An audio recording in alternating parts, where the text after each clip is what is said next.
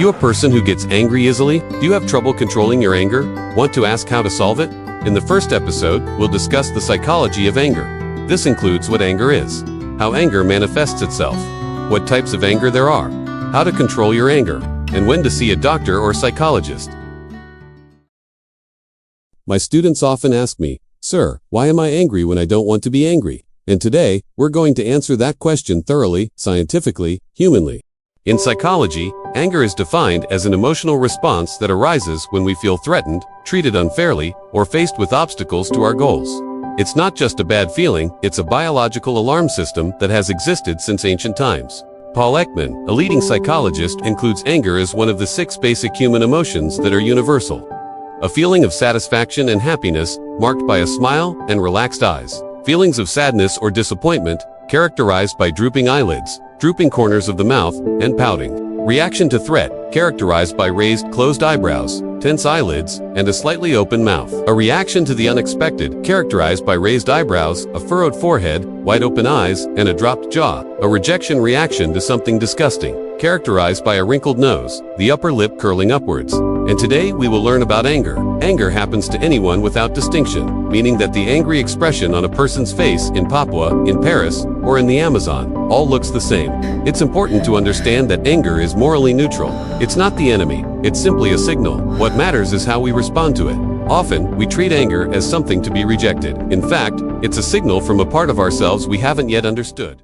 Let's go into the laboratory, inside your own head. When you encounter a threatening or offensive situation, the signal goes to your brain and is first received by a part of your brain called the amygdala, the threat detection center. The amygdala reacts very quickly, in about 200 milliseconds faster than your conscious awareness.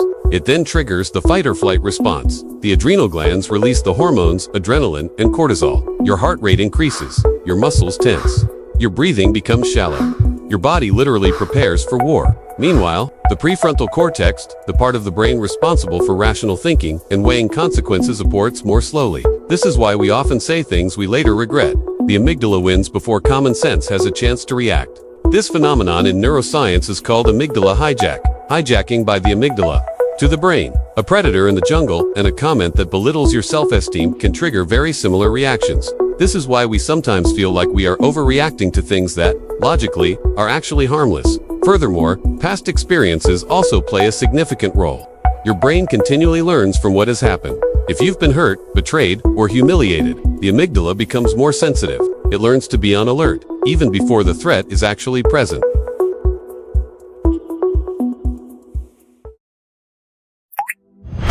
Anger isn't just one color. Psychologists divide it into several types that are important for us to recognize.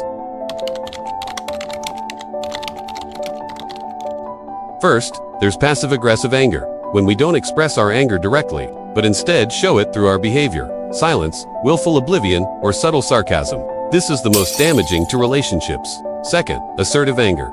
This is a healthy form. We express our discomfort calmly, clearly, and with respect for others. This is what we want to practice. Third, chronic anger. This occurs when a person lives in a constant state of anger, often without realizing it. This is dangerous because it has been linked to high blood pressure, sleep disorders, and even heart disease. And finally, there's what's called repressed anger. Anger that's never released, bottled up deep inside. It's like a pressure cooker without a valve. Sooner or later, it's going to explode. Once we understand the different forms of anger, we begin to see one important thing. Anger isn't black or white, it's a spectrum. And within that spectrum, there are healthier methods and more damaging ones. If we rank them from most constructive to most harmful, the order becomes clear. This is the most interesting part for me, as a psychologist, and often changes people's perspective. Anger is almost always a secondary emotion. This means that behind the anger, there's always a deeper emotion: pain, fear, shame, disappointment, or feeling unappreciated. When a husband gets angry because his wife is late again, he may actually be afraid of being left out of the picture. When a child gets angry at a parent, he may actually feel unheard. When we get angry at a friend who breaks a promise, we may actually be disappointed because we feel unimportant to them. Anger is a cloak, and beneath that cloak lies vulnerability waiting to be acknowledged. If we can learn to remove that cloak, both in ourselves and when dealing with others who are angry, we will find a path to much deeper resolution. But herein lies the challenge. Because the emotions behind anger often feel more uncomfortable to feel. Fear makes us feel weak. Shame makes us want to hide. Pain makes us feel vulnerable. And as humans, we naturally tend to avoid these feelings. So the brain chooses the stronger path: anger.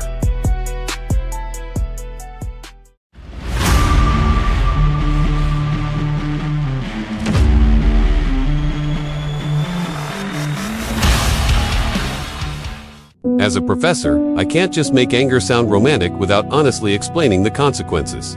Unmanaged anger has real costs. From a physical health perspective, research shows that individuals with high levels of hostility have a significantly greater risk of coronary heart disease. Persistently high cortisol levels impair the immune system and affect sleep quality. From a relationship perspective, explosive anger is one of the strongest predictors of breakdown in relationships, whether friendships, marriages, or workplace dynamics. Legendary marriage researcher John Gottman found that contempt born of festering anger is the fourth horseman of the apocalypse in relationships.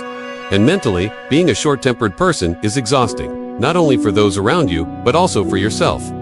And what we often don't realize is that these impacts rarely happen suddenly. They come slowly, almost imperceptibly. They start with small things: a slightly higher tone of voice, a slightly thinner patience, a slightly quicker reaction than usual. But over time, this pattern becomes reinforced. The brain learns that anger is the primary response. The body becomes accustomed to living in a state of alert.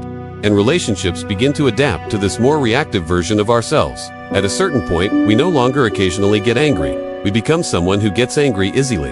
And that's where the real price begins to be felt. Because unmanaged anger doesn't just ruin the moment, it slowly shapes our identity. It changes how others see us. It changes how we respond to the world. And most profoundly, it changes how we treat ourselves.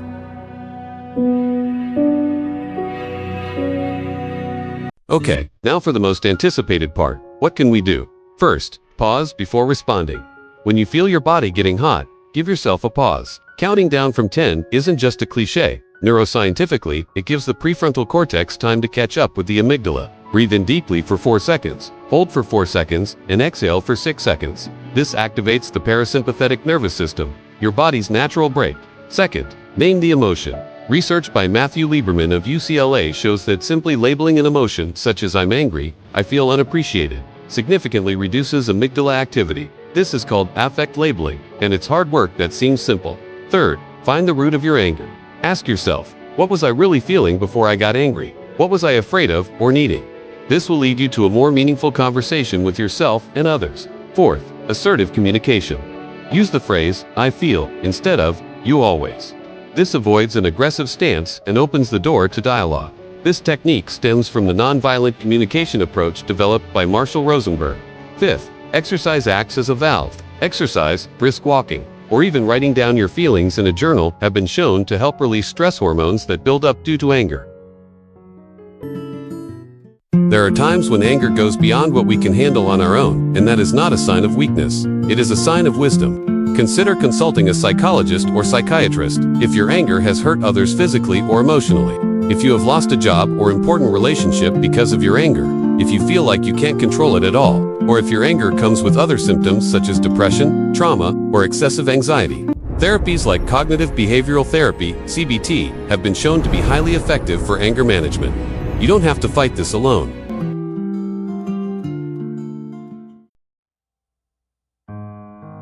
I want to close with something I hope you take home today.